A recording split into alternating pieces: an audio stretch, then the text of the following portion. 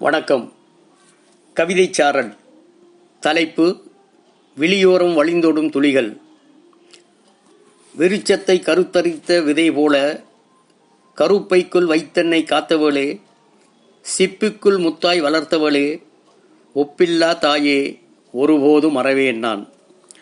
வழித்தடம் சீரானால் நம் செல்பயணம் செம்மையாகும் எனச் சொல்லி, சென்ற நான் திரும்பி வரும் வரையில் சென்ற வழி விழி வைத்து வந்தபின் கண்ணுறக்கம் காண்பவளே, வாழ்க்கையின் அர்த்தங்களுக்கு ஏறுநடை பூட்டியவள் நீயம்மா.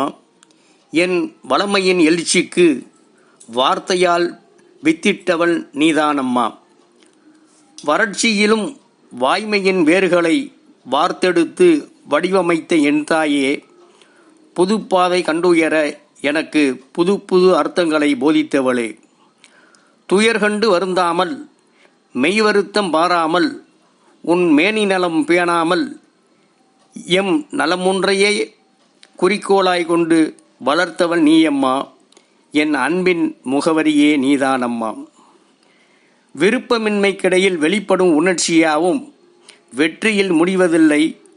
விரும்பி ஏற்றிடும் செயல்களின் முடிவில் தோல்விகள் ஜெயிப்பதில்லை.